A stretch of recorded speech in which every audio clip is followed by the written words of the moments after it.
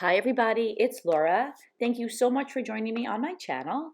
Today I have a layout that I made using the November 2023 My Creative Scrapbook Limited Edition kit.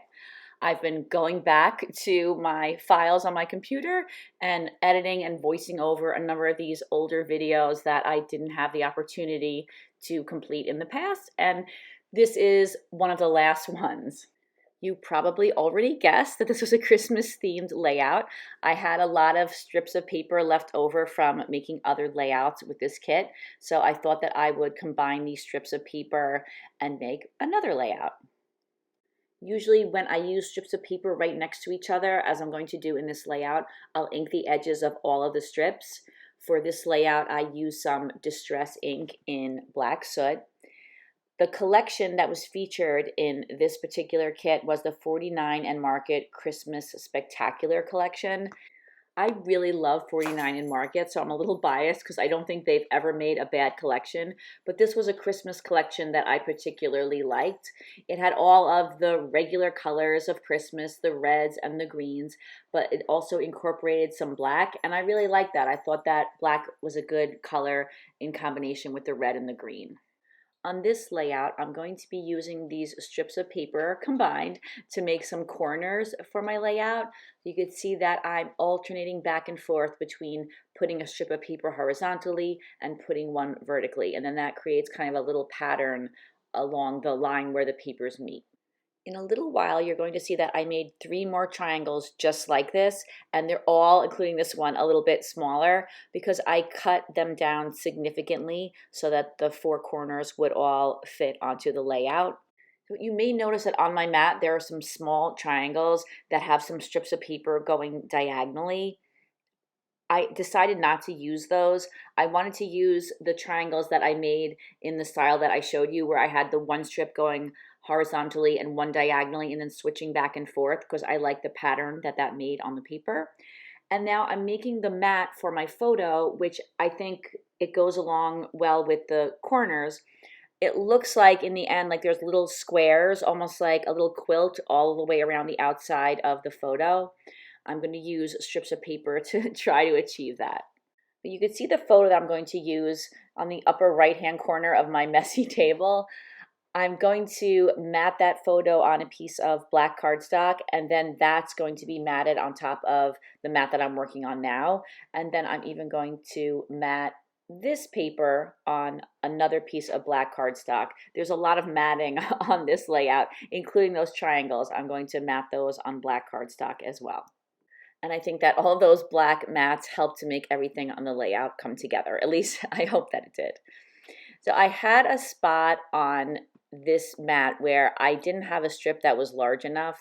So I decided that I was going to fix that and add some different papers so that there wouldn't be any gaps. I definitely don't mind if the strips are slightly different widths, but I definitely don't want there to be any white showing through. I work with strips of paper a lot, and I find that it happens quite often that the strips of paper don't fit exactly in a particular area. Sometimes you have to just fudge things and play around with them a little bit in order to make them fit. So I want you to be able to see squares all along the border of the photo. So I have the squares along the bottom. And now to make the look of squares along the sides, I'm adding little strips of paper. This is a great way to use up small, short pieces of paper that I had lying around. I put that one long strip of green paper on the bottom just to kind of get me started. Once that was in place, I knew where to start my little pieces of paper. And then I just continued along. I tried to use a variety of colors and patterns next to each other so you could see all the beauty of the collection. I love the way it looks when you take a whole bunch of really pretty pattern papers that are nicely coordinated and then you put strips of them right next to each other. Something about that I just think is so pretty. Well, I continued stacking those little pieces of paper on top of each other till I got to the very top, and then I used my trimmer and I trimmed off all the excess, and then I trialed my photo on top just to make sure that it was coming out the way that I hoped that it would. And then I continued along what's going to be the top and the other side until the mat was complete. I was really happy with the way that that turned out. I never tried that before. So at this point, I'm pretty sure I didn't plan on putting that piece of black cardstock behind the photo. But then once I looked at the photo layered on top of the mat, I thought that it would look a little bit better with a black border. So I added just a really thin black border around my photo. And I think that just makes a big difference.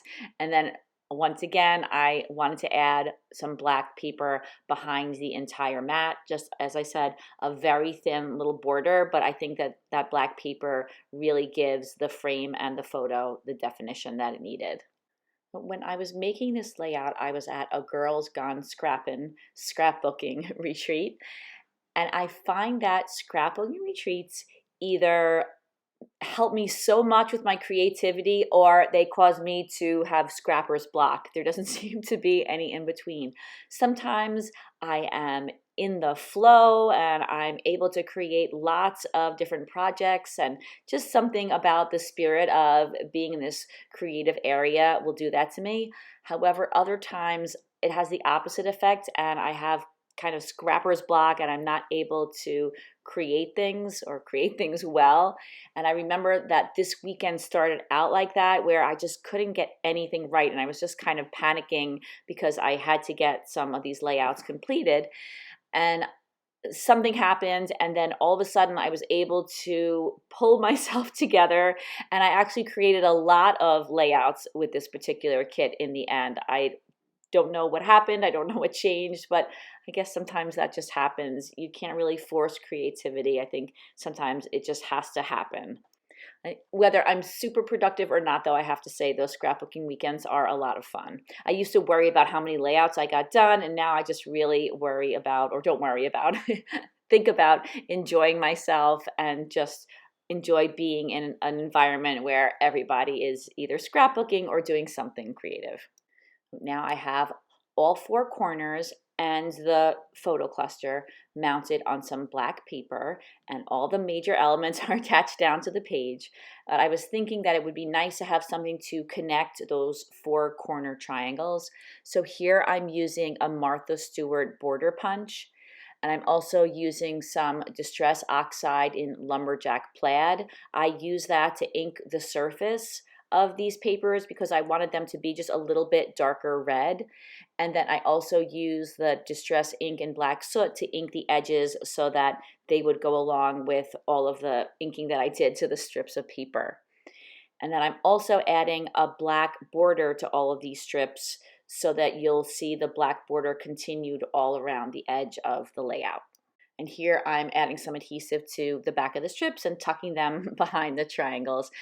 And I do think that those punched out strips help to connect visually all of the triangles on the page. And I didn't put a ton of adhesive on the back of those triangles. Thank goodness. It made it really easy to place the strips of paper behind them. And then once those strips of paper were in place, I went back and I added a little bit of extra adhesive to the edges or the ends of the triangles so that they would stay put. Now I am finally ready to start embellishing my layout. So I'm using these Christmas trees. These are cut files. My Creative Scrapbook has a whole bunch of cut files that are available to their kit subscribers. So I picked out this Christmas tree and I cut it out in 3 different sizes. And then when I backed the cut files, I started off with some scraps of gold and red glitter paper. Those were from my stash. So since I had cut the glitter paper into small circles and put those down first, when I added the pattern papers, I was able to just layer those right on top of the glitter paper. I didn't have to cut around anything. I hope that that makes sense. So I put the largest of the 3 trees to the left of the photo, and then I'm layering the 2 smaller trees on the right-hand side.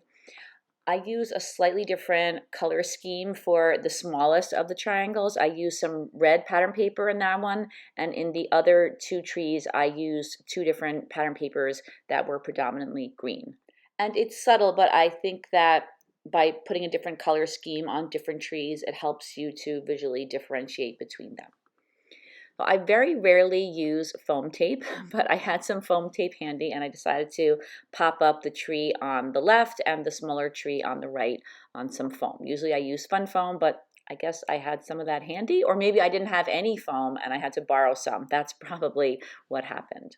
Since this time, I've gotten much more efficient at packing for crops. I have a whole checklist, and I also have some things that stay in my bag that I take away so that I don't forget them, because I don't want to forget foam, I don't want to forget adhesive, I don't want to forget a pencil, and I have a whole bunch of things like that that I have them already packed. And then for the other things that I don't have duplicates of, I have a whole list and I check it many, many times, kind of like Santa, to make sure that I have everything that I need, because some things you can get, some things you can borrow, but some things, if you don't have them, you're kind of out of luck. So I try to be a little more careful about that these days. However, no matter how many lists I make and no matter how many times I check and double check, I always forget at least one thing, usually more than one thing. But I've always been able to make do with what I have, and sometimes I've started layouts and I haven't been able to finish them and brought them home and finished them, and I just moved on to something else. So I arranged 3 gifts on the top of the photo. And then for my title, I was going to use a branding strip that said it's the best time of the year. But then I decided to use this rub-on. This was included in the kit that says Holly Jolly.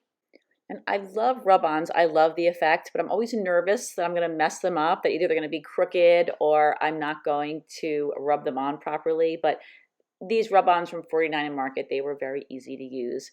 And I really like the way there are little holly leaves mixed among the letters.